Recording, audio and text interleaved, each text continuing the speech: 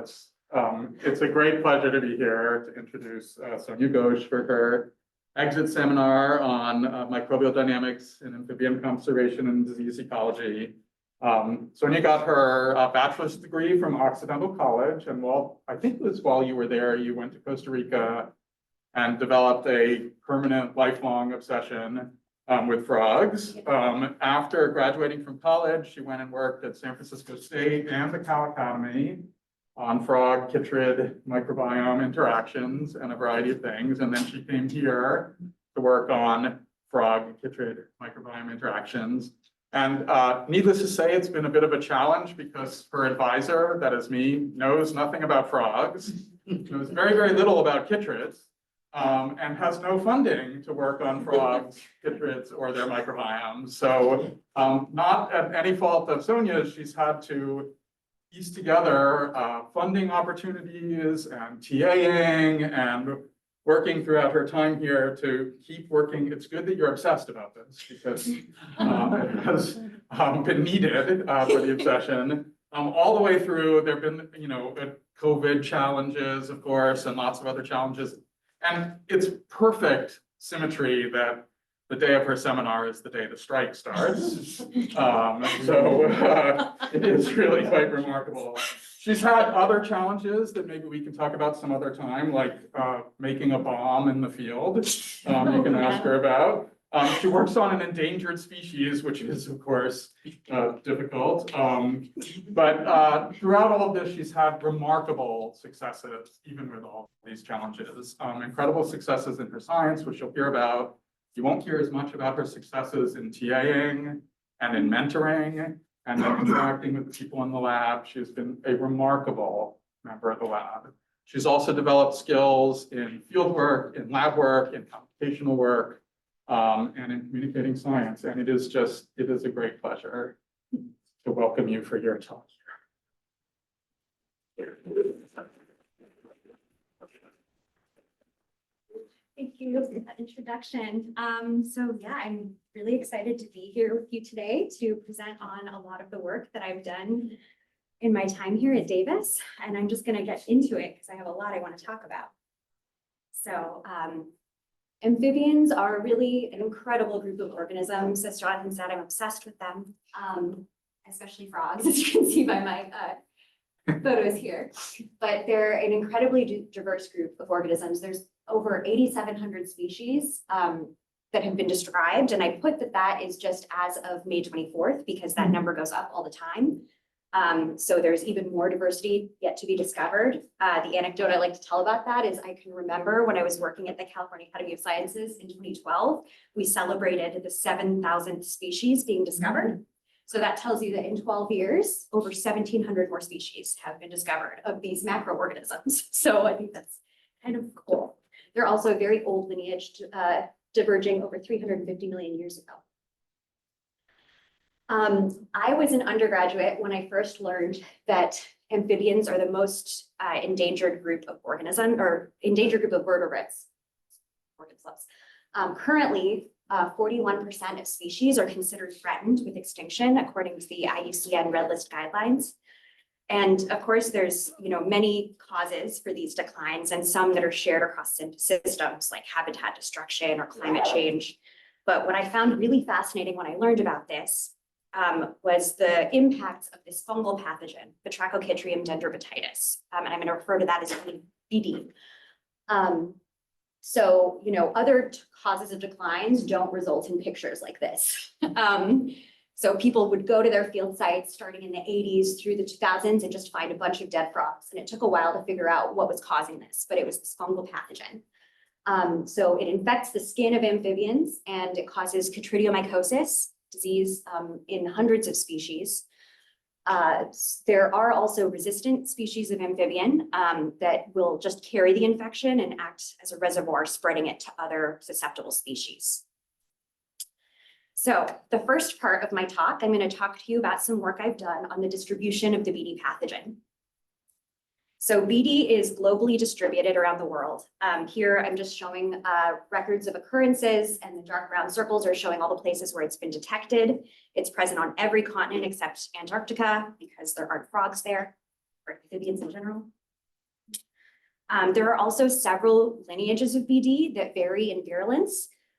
So the one that's been associated with most of the documented declines and extinctions has been the global panzootic lineage, BD-GPL. And on this map, that is shown in green. But there are also several other lineages. There's also been great documentation in lots of parts of the world of BD invading a place and spreading through, just, killing off tons of amphibians in its wake. So this example is just of Central America. This was a study done by Tina Chang, and she screened museum preserved specimens, swabbing their skin and using quantitative PCR to detect BD presence. And she mapped the first occurrence of BD throughout all of these locations and really showed that BD swept through Central America on this wave. And one story that's associated with this, there's a picture there of the golden toads. They were endemic to Monteverde, which is shown right here on the map. And so you can see that BD entered Monteverde in 1987. Karen Lips was studying this species, and she saw in 87 and 88 tons of dead frogs, fewer and fewer frogs, and by 1989, that was the last time any of them were ever seen. So this is a really emblematic example of this pathogen actually driving a species extinction. So this begs the question, where did BD come from? So the origin of BD wasn't known until 2018, but I'm kind of tell you the story the way it happened for me. So back in 2012, there was this hypothesis that potentially it had originated in Africa. And this was because there were a few records of historical positives from earlier in the 20th century from museum specimens showing that they had BD, although we don't know what lineage it may have had. Also, one of the other lineages, BD Cape, was first described in South Africa and is thought to be endemic there. Sort of this idea that it's endemic to Africa, even though it's a giant place. And I should say that when lineages are considered endemic to a certain region, people generally think that they're not going to cause big problems for the amphibian species there. Also, Xenopus laevis, this is one of those resistant species, the African clawed frog. So they're a carrier that can pass this on to other susceptible species, and they were widely exported out of South Africa through trade throughout the 20th century. So that's another reason why, oh, maybe it's from Africa. But there was also evidence at the time of high BD prevalence in certain places in the 2000s and some reports of amphibian species declines. So back in 2012, Vance Friedenberg and David Blackburn hired me as a lab tech at the time to work on this project to look at the distribution of the pathogen in the past and in the present. So we did this historical and recent survey, and while I was a lab tech, that's when I assayed all of those swabs from museum specimens and some field collected frog swabs. But after I started graduate school, I actually had the opportunity to help lead this project further and expand on the work, working with a lot of Vance's master's students and other collaborators that, and together we ended up publishing this just last year in Frontiers in Conservation Science.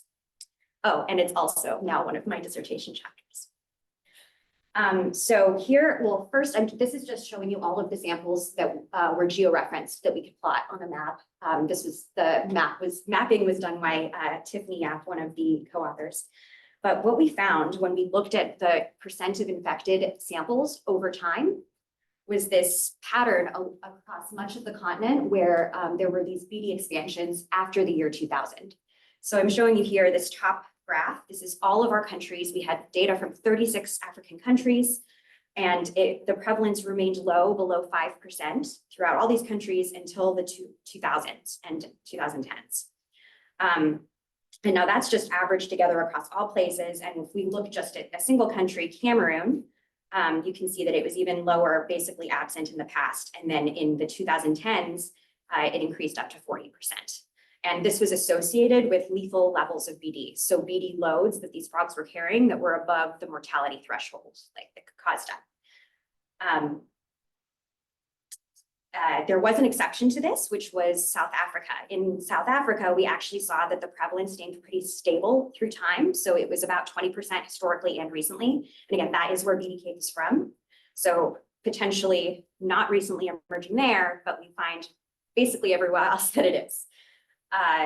we also, Ali Byrne, one of our co-authors, genotyped BD from a bunch of our samples, and we detected multiple lineages, the BD-GPL lineage and also the BD Cape lineage. But interestingly, BD Cape, well, so I'll tell you, here is Cameroon. And Cameroon's a place where we found that increase in prevalence. They had high infection intensities, and there had been a lot of reports of species declines of amphibians. And in all of the samples that we genotyped from there, they were actually BD Cape, which was, I think, unexpected at the time.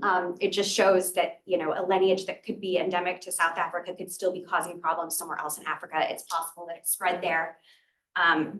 But yeah, this just shows evidence, I guess, overall, that we don't think that BD originated in Africa originally, at least not in most of the continent. And since then, the end of the story is that more recently, there's been a lot more evidence showing that it actually probably originated in Asia. Okay, so now I'm going to shift gears and go on to my other dissertation projects, talking about amphibian microbiomes, restoration. Okay, so interestingly, within the same species, a susceptible species, you can see differences in the population outcome when BD invades.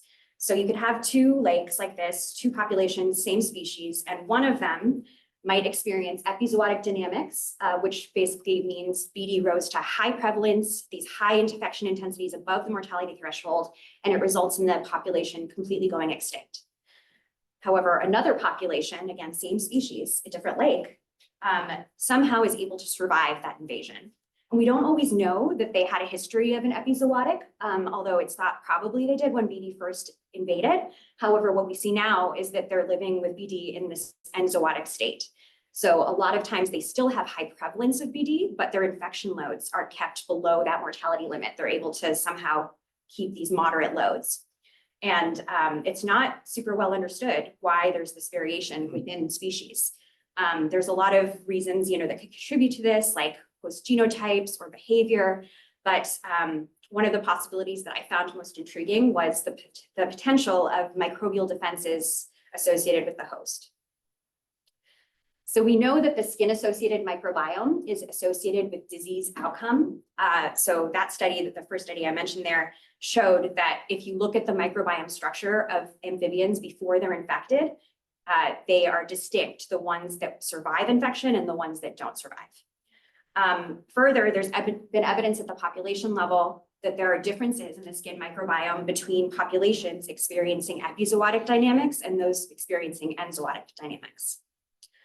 And there are also a ton of different bacteria that have now been identified that can inhibit BD growth. This is just one example, Genthinobacterium lividum, which I picture because this one has been used in a lot of efforts to try and boost the abundance of beneficial microbes on the skin to help the hosts maintain lower BD loads. And a lot of studies have shown this has helped them to survive, but I say mixed results because often the problem here is that it's not going to persist on the skin. And that's the same as probiotics in most systems. You know, as a human, you have to keep taking it, you have to keep applying it. So that's also an issue here. But learning about all of this, I developed my interest in what I wanted to study in grad school, which is relationships among skin microbiomes, BD dynamics, and conservation. So my study system is the Sierra Nevada yellow-legged frog. This is an endangered species. It's highly susceptible to BD, and over 93% of populations have gone extinct. I'm showing the distribution here, the historic range in red, and the more recent distribution in gold. And all of these extinctions weren't only driven by BD. There was also this big issue of during the 20th century, stocking of these mountain lakes with invasive fish so that people could go up there and fish in the mountains. And that drove a lot of declines. But then once BD swept through, most of these populations died off completely. And the remaining populations are persisting with BD, mostly in an enzootic state. So the framework of my projects are these restoration efforts that are being carried out by Roland Knapp and the Mountain Lakes Research Group. And he is using these source sites, basically these naturally occurring persisting populations, to source some other sites that were a part of the species' historic range. And so there's two ways they're doing this, either direct translocations where you move adults from the source site to the restoration site, or reintroductions where they are brought to the zoo, where they are reared to adulthood. Well, they catch them as egg masses or juveniles. And then Jesse Pichel at the San Francisco Zoo rears them to adulthood and inoculates them with BD and then clears them of that infection in an attempt to boost their immune system. But I'll talk about that more a little bit. Okay, so the projects I'm going to talk to you about now, first, if the microbiome shows heterogeneity among body regions of captive frogs at the zoo. I'll talk about the short and long-term impacts of BD inoculation to frog microbiomes. And then finally, the impact of restoration efforts to microbiomes and BD dynamics in wild populations. So to begin with the first project, there has been limited previous evidence that there's variation across the skin and microbiome structure. There's more evidence from other systems, like in humans, we know our armpit microbiome is different from the microbiome on our arm. But in amphibians, there have just been a few studies, and two studies have shown that this species, the fire-belly toads, which is an Asian species, does have differences in between the ventral surfaces, like the underside, and the dorsal surfaces, like on the back. However, one of those studies also screened all of these other species and didn't find differences across the skin. There's also variation in how BD is distributed on the skin when it's infecting. It's primarily found infecting ventral surfaces like the abdomen, inner hind limbs, hind feet, and toes, and it's basically very rarely found on the back. It usually does not infect on the back. And there are also differences in the skin architecture between these regions. Like, for example, there are granular glands on the back that produce things like antimicrobial peptides, and that can help with probably, controlling some of this, regulating that BD is not located there, but it'll also probably affect the larger microbiome. So my questions were whether there is heterogeneity among body regions of the Sierra Nevada yellow-legged frog, and then whether we detect differences in the microbiomes among different regions of the skin corresponding to those regions that are primarily infected by BD. So I got swabs from 10 body regions, 9 frogs. And then I amplified 16S rRNA gene using universal primers for bacteria. So I'm focusing on the bacterial microbiome. And based on that sequencing, I end up with all of these amplicon sequence variants, and I'm just going to refer to those as ASVs. But basically, each unique sequence here represents a distinct bacterial taxon. And then I'll be talking about, throughout my projects, I look at microbial community structure. So that's a between sample difference, like beta diversity metric, distance between samples, microbiome within sample diversity, relative abundances of taxa. I'll also be using DEC to look at kind of bigger changes in relative abundance of taxa that you can't always see just looking at relative abundance charts. And then I'm also going to be comparing to this inhibitory database developed in this study, Woodham's 2015. It's been added to since then, but basically they have screened tons of isolated bacteria isolated from amphibians. And so they have all of these that are known to be BD inhibitory.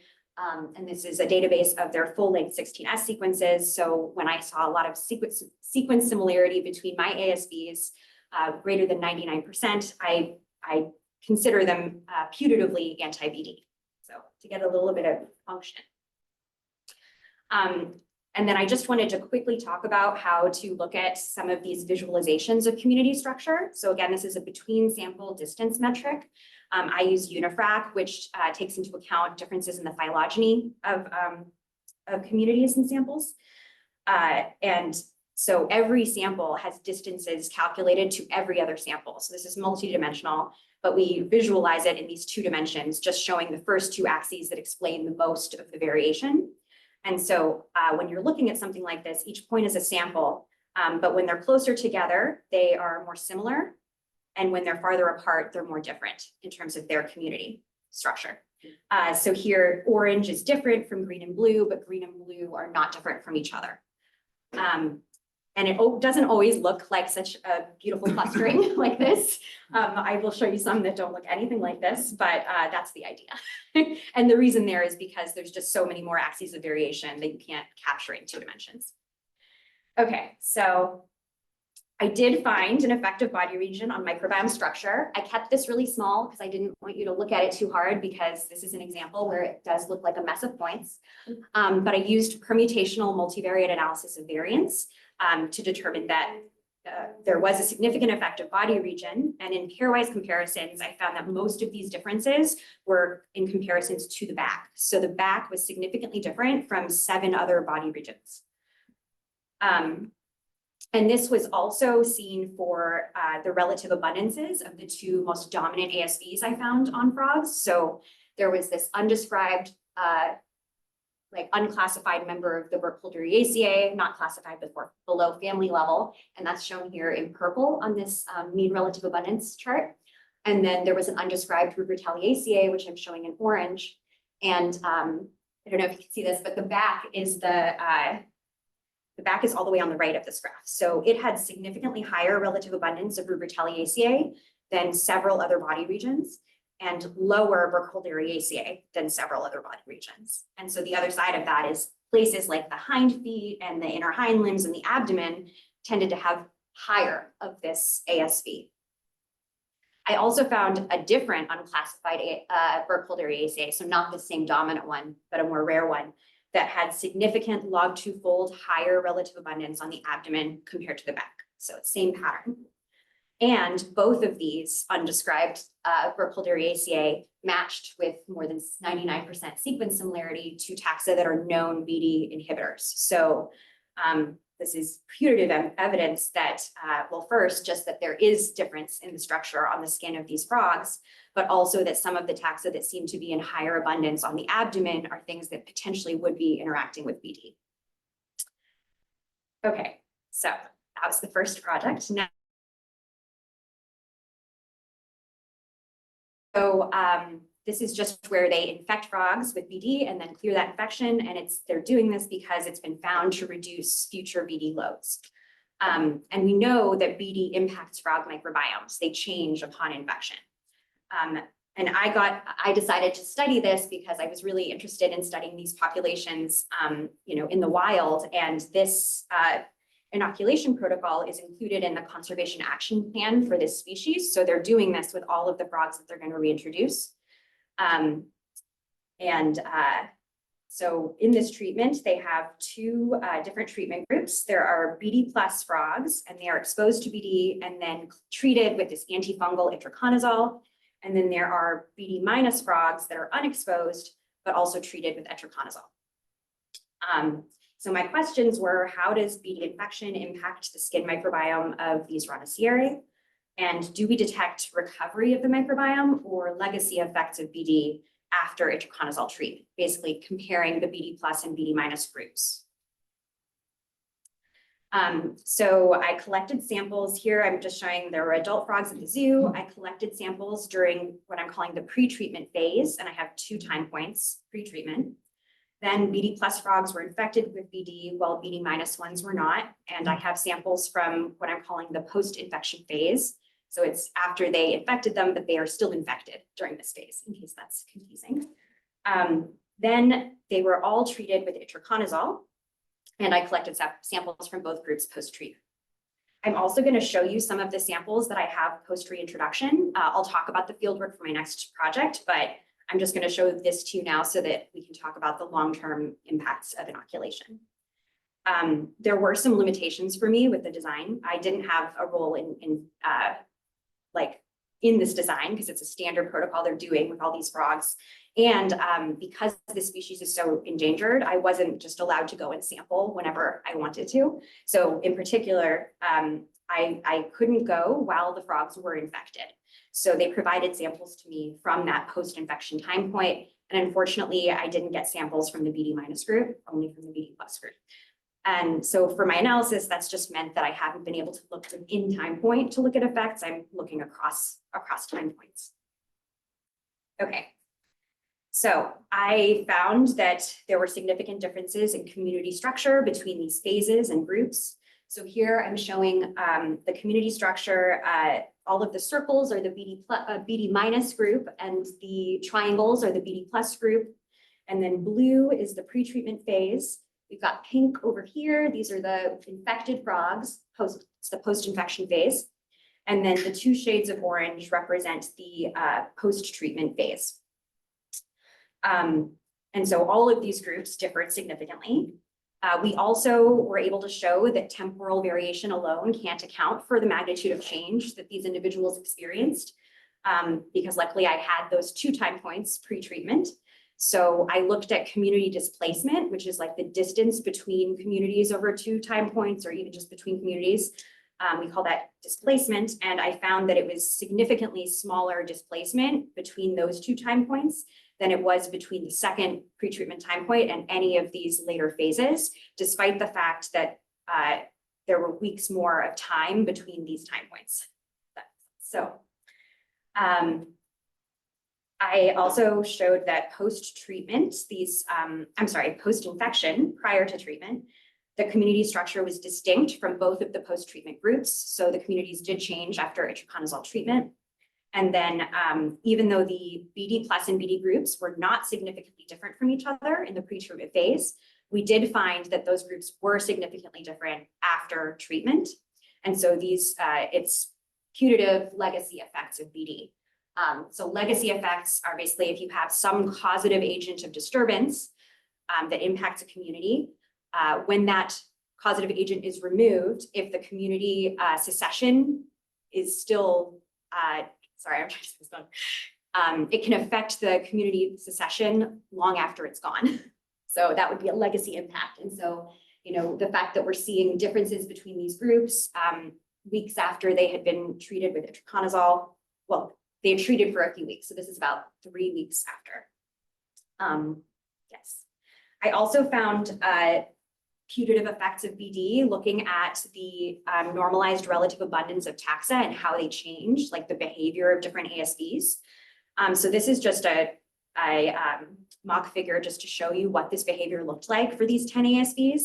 But basically I found that it was lower for both groups pre-treatment, only significantly higher during the infection time point, and then reduced again post-treatment. So these are putatively associated with infection by BD. I also identified some taxa that are putatively associated with legacy effects of BD.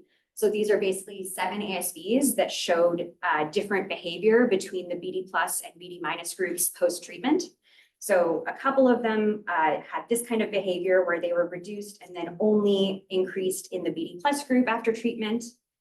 And I also found about 5 that showed this pattern where they were only increased in the BD minus group post-treatment. And then even though we saw these effects in the zoo of, you know, the community structure being really different between these BD plus and BD minus groups after treatment, after reintroduction, I didn't find differences in community structure between these groups. And also after reintroduction, I didn't find differences between these groups in the odds of being BD infected or in the mean BD loads that they were carrying, which was kind of surprising because, you know, they're doing this treatment so that the BD plus frogs will have reduced loads, but that's not what I saw. And it, you know, all the BD loads were below the mortality threshold. So, you know, this could be affected by survivorship bias, of course, because it's possible there were a bunch of BD minus frogs that had horrible infections and died, and I ever sampled them. But it's also possible that there was previous host genetic selection for improved resistance occurring at the source population where these guys originated from. And there's been evidence of that in other populations. Roland Knapp also studies populations in Yosemite, and he has found that source populations there show evidence of having previously selected for genes associated with pathogen resistance.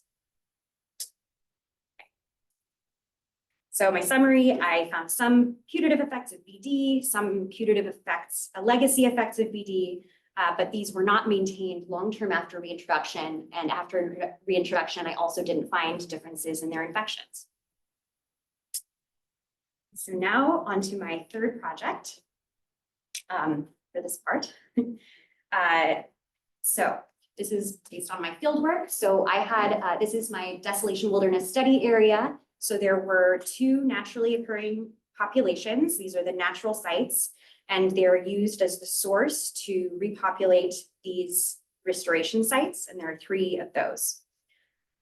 And now I'm going to talk to you a little bit about the field work I did before getting into my questions and design everything. So I got to do field work in some of the most beautiful places, and I took some amazing undergrad and other grad student assistants with me. And the way that we would go about finding these frogs, you can kind of see me here with my frogging net, but we would just walk along the edges of the lakes and on the edges of the streams, because these frogs really like to sun themselves during the day. So we would often find them in the shallow water near the edge of the lake or on the shore. Sometimes they were harder to get to when they were under logs. And even when they were out in the open, they can be hard to spot. So this is just an example of how well they can camouflage. Can you guys see that frog? It's right there. So yeah, and then I would wear gloves when I sampled them, collecting swab samples and measurements, and then just releasing them right at the spot where I captured them. And I do have one video of capturing a frog. My sister was actually with me in the field during this trip, helping me. And so she caught this video, and that is my main field assistant, Jackie Collin, who was an undergrad at the time.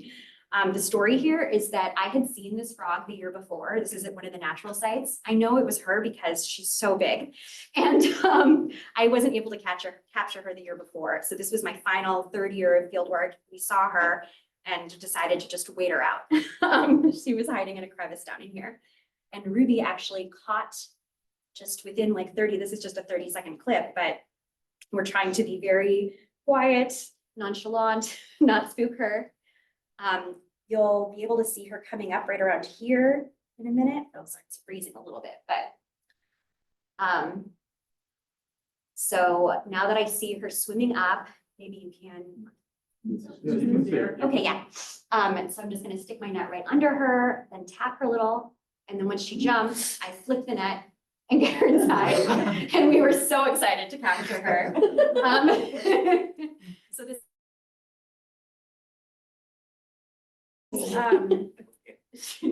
Yeah, she was really big. And these frogs can live up to 25 years, so it's likely she was very old. Okay, so I got samples from all of these different sites. I have these 3 different site types. There are natural sites. I had the 2 natural sites. Captive site is just samples from the final time point at the zoo after inoculation, and then the 3 restored sites.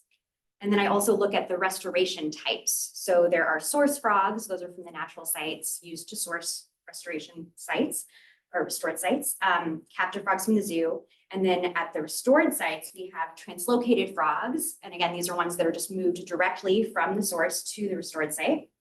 And we also have reintroduced frogs. So those are the ones that were reared at the zoo, inoculated, and then reintroduced. And also at the restored sites, we have new recruits. So since we knew that there were no frogs at these sites prior to restoration efforts, we know that those new recruit individuals are descendants of the frogs that were moved there. And I only looked at adult frogs, so those are all frogs that have already metamorphosed and grown to adults. So I had microbiome swabs and water filter samples from all sites, and I used 16S again to characterize these communities. And I also did some of those anti-BD predictions again, using that database that I mentioned before. And then we had BD swabs to look at the frequency of BD and the loads of BD on frogs. My questions were, do microbiomes and BD infections vary according to site type? So I was just, really interested if these natural sites, if dynamics there were different than at these 3 restored sites, those populations. And then my second question was whether there are differences between the translocated and the reintroduced frogs, because they have such disparate histories. So for that, I'm just looking at the sites in the hashed box here, because only 2 of our restored sites had both reintroduced and translocated, so that I can compare them. And actually all of the frogs from those 2 sites all only came from one of the source populations. So here I'm showing you community structure of my frog samples colored by site on the left, and then of my water samples colored by site on the right. And what I found here was that in most pairwise site comparisons, frogs were different between all of the sites, but the water microbiome was also different between all of the sites. So since we know that both frog microbiomes and lake water microbiomes can highly vary with environmental conditions, since both the frogs and the water differed in these comparisons, I think it's more likely that this is related to environmental differences than anything related to management. And I wanted to emphasize that I'm not saying that the frog microbiomes look like the water microbiomes. They really don't. So at every site, I have plots sort of like this. This is just one example, but where the frogs in dark blue are very different from the community structure of the water in the light blue. But just that these differed, both differed in most site comparisons. But there were two exceptions, and I'm going to talk a little bit about the story of those. So at the two natural sites, we actually found that their water microbiomes were similar, but their frog microbiomes were distinct. And because these populations are isolated from each other, there's not going to be gene flow between them because of geographic barriers and also the presence of fish in lakes that are between them. So it's possible that this could be related to host genetic differentiation. And there have been a few studies showing that host genotype does impact what your microbiome looks like. So then over at the restored sites, we actually saw that they had distinct water microbiomes between these two sites, but the frog microbiomes were not different between these two sites. And all of these frogs from these two places, as I mentioned, they all came from only the Rivendell source site. So all these frogs originally came either directly or as a descendant from the Rivendell population. So this made me think that it could be related to host genetic relatedness. But if that were true, we would expect that the microbiomes of these frogs at these restored sites should look at least more similar to the Rivendell frog microbiomes than they do to the pyramid ones because they were originally from Rivendell. So I looked at community displacement between the frog microbiomes across these sites compared to these natural sites. And I did find that they were significantly closer to the Rivendell frog microbiomes than to the pyramid ones, which is consistent with the hypothesis that host genetics plays a role in these patterns. Okay, so then here is just a pretty plot showing you the relative abundance of all of the bacterial taxa on these frogs by site. So the first thing I want you to notice, well, I guess I'll say these are organized by phylum, and then all the shades of colors are bacterial families. And I'll tell you what to look at so you don't have to try and read this. But so overall, we see across all of these sites, the dominance of this dark purple thing, right? And that is the family Burkholderiaceae. So that keeps coming up. It seems to be quite important. And within this dark purple Burkholderiaceae family, the most dominant ASV is that one that I showed to be dominant on the frogs at the zoo. So it's the same ASV that we find dominant in the zoo and across all of these natural populations. And then just otherwise looking at these, it does look like the zoo is the most different from all of these field sites. We do see, so the zoo is the one on the left, but then all of these are our field sites, the natural sites, and then restored. And there is variation here in relative abundances, but it does look like they have majorly the same groups. All right. So now I'm going to talk to you about some differences I found in the frogs in these site comparisons. So we actually didn't find that there was a difference in the odds of being infected at any of these field sites. So the frequency of BD occurrence was the same, not significantly different between any of them. So the overall frequency was about 84%. We did find significant differences in things like BD load. So if you look here, I've got my restored sites on the right, natural sites on the left. And we did find that for two of these restored sites, they had significantly higher BD loads than the restored sites. And interestingly, when I looked at the anti-BD predictor, the predicted anti-BD richness, the pattern matched for these two sites that showed higher BD loads. They had lower predicted anti-BD richness, and which makes sense. The fewer anti-BD microbes you have, you might have higher infection intensities. We also, lower predicted.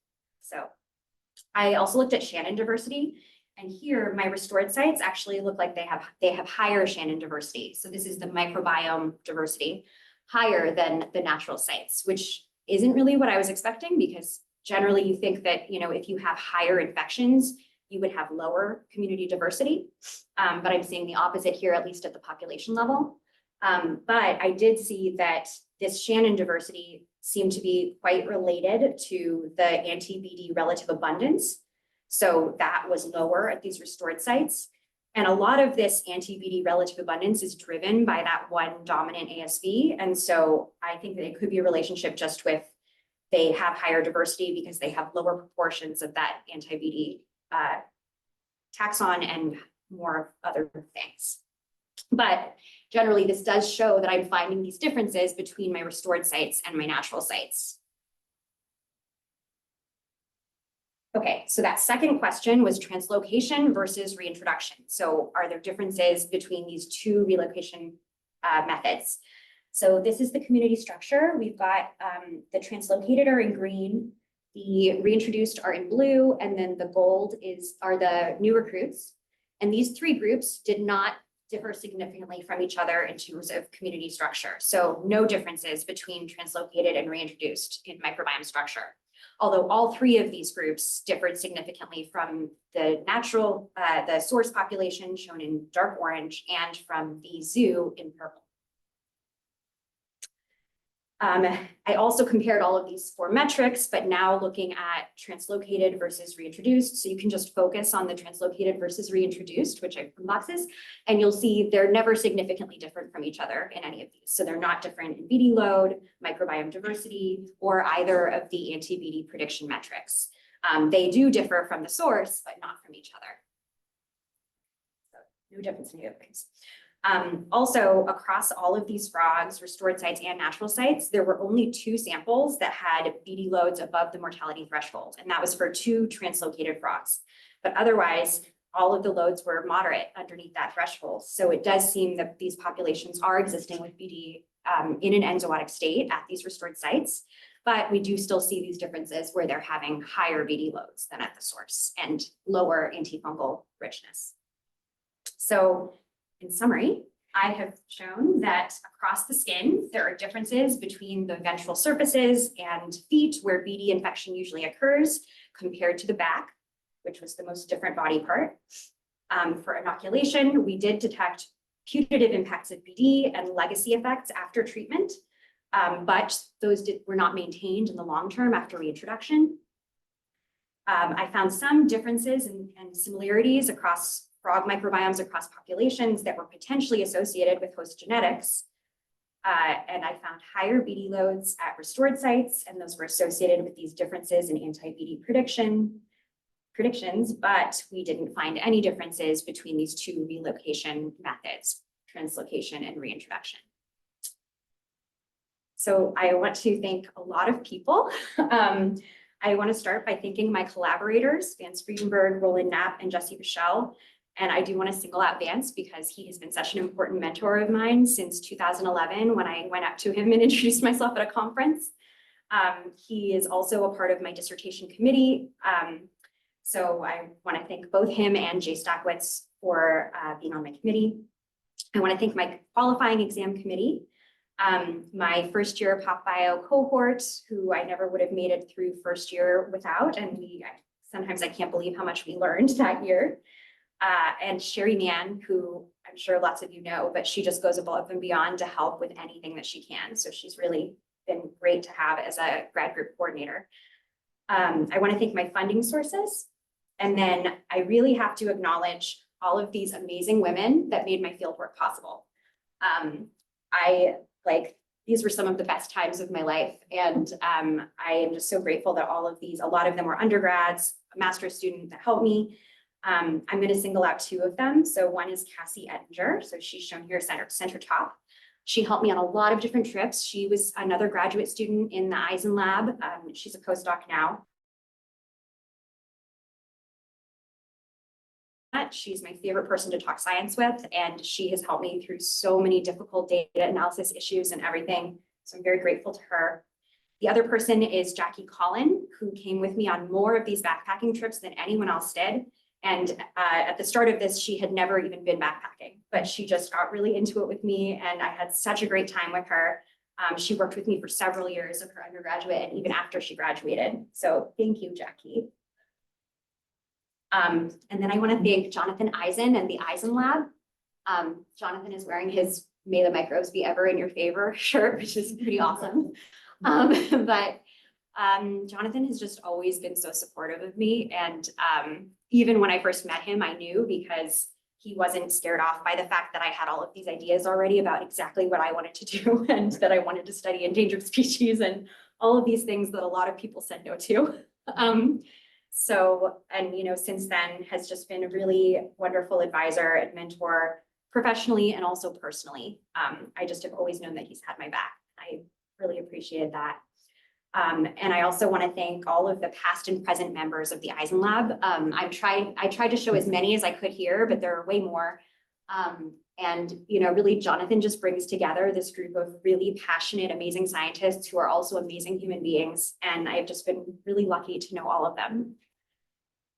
And then finally, I want to thank my parents, Celeste Palmer and Amitabha Ghosh, who are here. They have always believed in me, even when I haven't believed in myself. Sorry. So I just really don't think that this would have been possible without them. So thank you. And with that, I'll take any questions.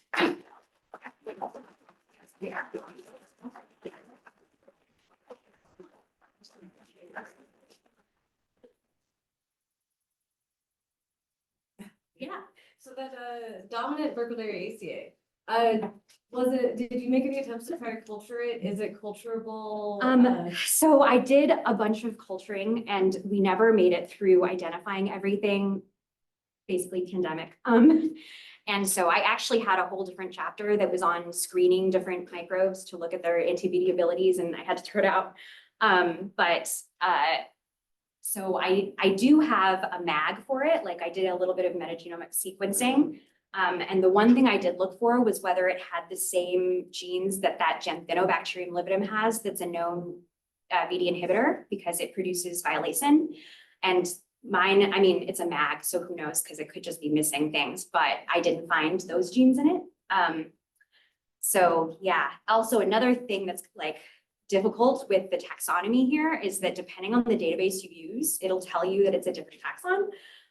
So actually the one that it matched to in the database was assigned Comomonodaceae. And I'm pretty sure they used green genes and I used Silva. So it's a little bit confused in the whole Burkholderales, but yeah, so I don't know that much about it functionally though.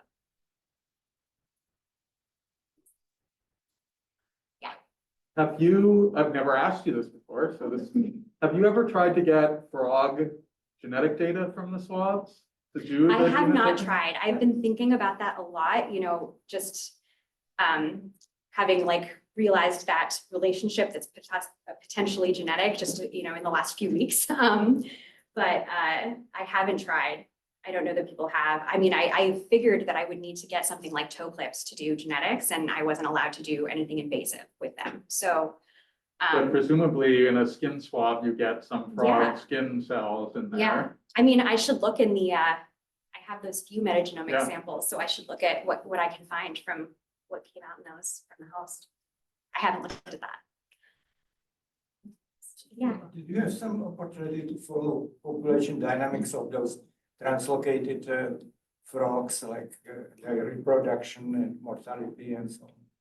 So no, I don't have like the data to really show, success of the different methods. I mean, I can tell you, I haven't really looked at this, but I can tell you that most often I only saw translocated frogs once, whereas the reintroduced frogs, I usually would find more than once, but that's just anecdotal. So, but yeah, I wasn't able to follow them that closely to know that. We do know that somebody there is breeding and reproducing because there's a new generation of new recruits, but I don't know whether their parents are reintroduced or translocated. Yeah. Great talk. Congratulations. I'm just wondering, did you notice like physical differences I'm not so familiar with frogs, but I imagine they're pretty slimy. Like, did you notice differences in like the slime between different body regions or between frogs that were and were not infected with BD? Well, so there are differences you can see that. So, okay, so their body regions do feel a little different. Like the back does feel more rough, although these frogs are not dry. They do spend a lot of time in water. They're semi-aquatic. And, but the underside is a lot more smooth. And then when they're infected with BD, I mean, you can't always tell, but if they have a higher infection, they'll start to slough off their skin. So you'll see like peels of skin on them. Yeah, and then what's the other thing? Oh, I was gonna say, there were differences. I thought maybe you were asking about restored versus natural, but they actually, I didn't get to talk about this, but they did have significantly different scaled body mass index. And I found that the ones at the restored sites had higher scaled body mass index than the ones in the natural sites. But I do think that that's because these habitats were empty of frogs, and so there's no competition for food. But I did wonder if that could make them better manage their slightly higher infections.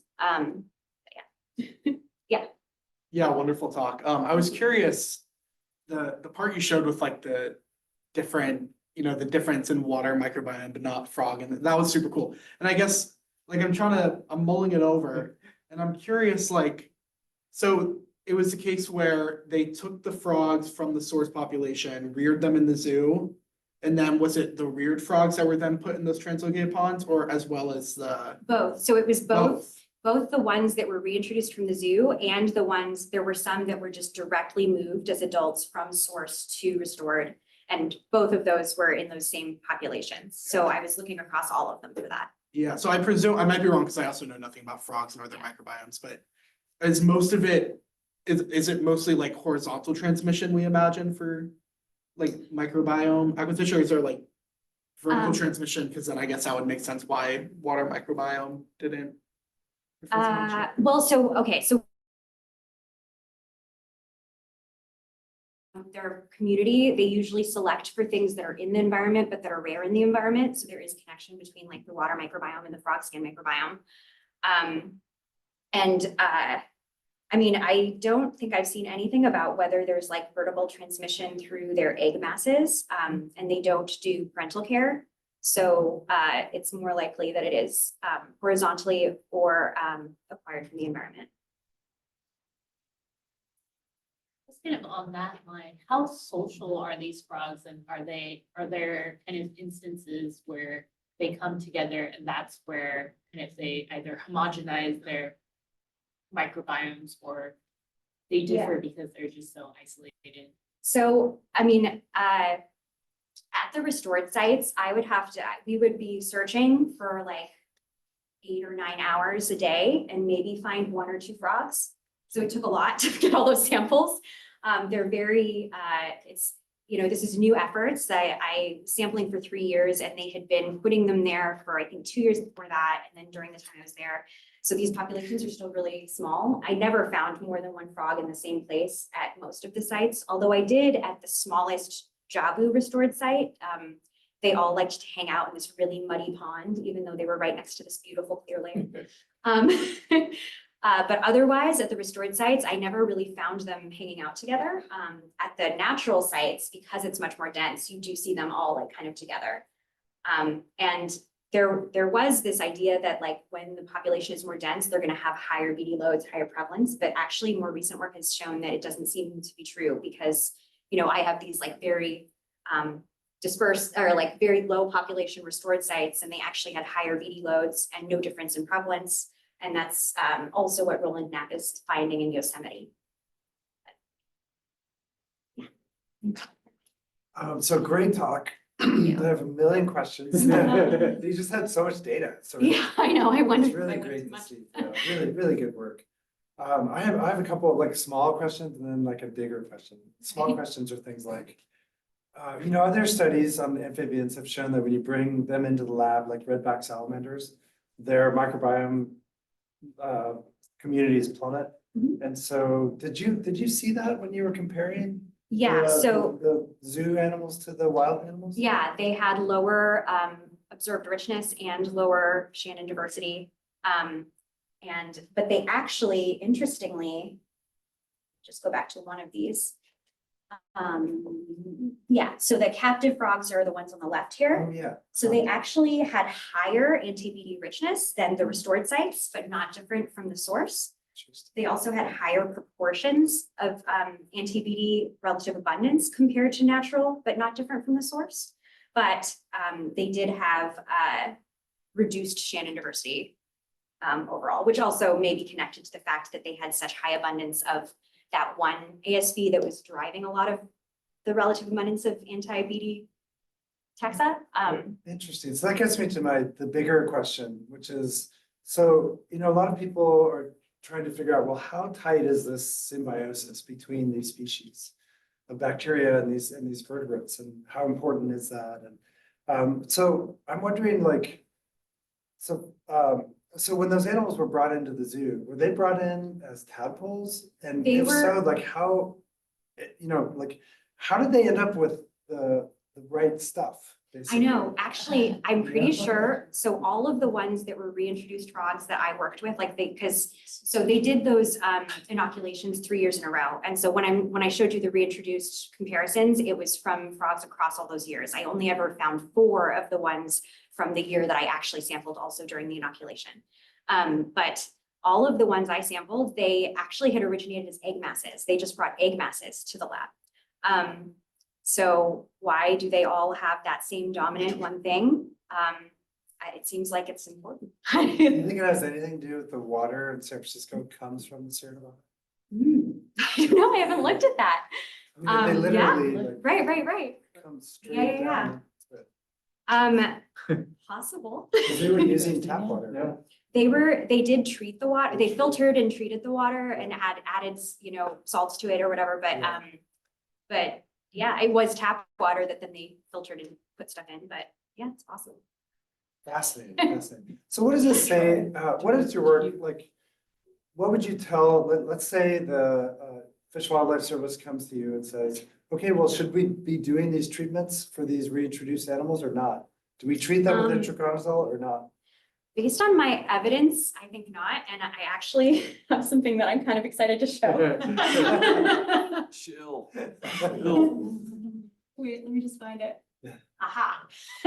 So whether the frogs, I guess I should show in here because they're on Zoom. So here are some images of the frog's skin pre-treatment, and they look all nice and yellow and happy.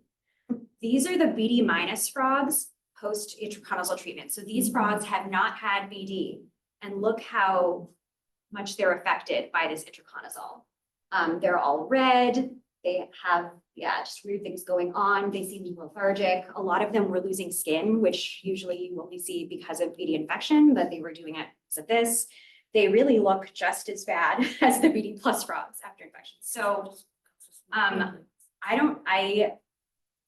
based on what I found, I don't know that this, I don't know. I guess I don't want to say anything for sure because I don't know if there are differences in like long-term success of these reintroduced frogs that have had this versus ones that haven't. Like maybe there are, and then it would be important, even if they, you know, are hurt for a while. Yeah, now that I'm thinking about it, like just anecdotally, I did recapture more of the same reintroduced frogs. Usually I would only see translocated frogs once. So maybe it is helping them, but it definitely is also harsh on them. So I guess I would say, we need more studies looking at the long-term outcomes after reintroduction. You know, Jessie Bichelle, she wasn't the first author, but she was on a study the last few years that showed another place where they didn't find that these treatment groups had differences in their BD loads or infection intensities, but also in their prevalence. So that's now like 2 studies for this species. I actually think that while this may be helpful for a lot of species, it may not be needed for Ranacieri since we're sourcing from these source populations, like based on Roland's new evidence that they may have had experienced post-genetic selection, they might already be kind of like adapted to be able to not have those high loads. Yeah. On the genetic selection thing, so this is like naive because I study bacteria and I don't know how sexual reproduction really happens. But Welcome to the club. yeah, exactly. So with like if you have these different source populations, is it good? Do you think it'd be better to like mix multiple sources to each lake that you're going to, or keep them distinct? Because potentially you know pose a risk of new invasive microbes. Like you could bring a new epidemic by mixing, but you also might maximize host genetic diversity. Yeah. That could be bad too. So, well, I mean, I didn't want to talk about this because it's really not like strong evidence, but If you look at the, sorry, I just want to go back to one of these graphs just showing different things, but okay, let's just look here. So, oh no, not here, sorry. Here. So Jabu, which is the restored site that's shown in gold, it did not have higher BD loads than natural sites, and that also happens to be the population that was sourced from both of the natural sites. I mean, maybe, maybe that helped. It also could just be something about that habitat, but yeah.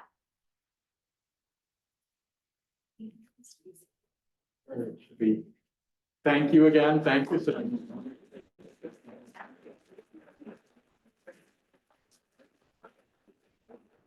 And you get your own fungal pathogen. Oh. And it's athlete's choice, but it's close enough. They don't make a BD one? They might So actually. let's. Get on that. Thank you.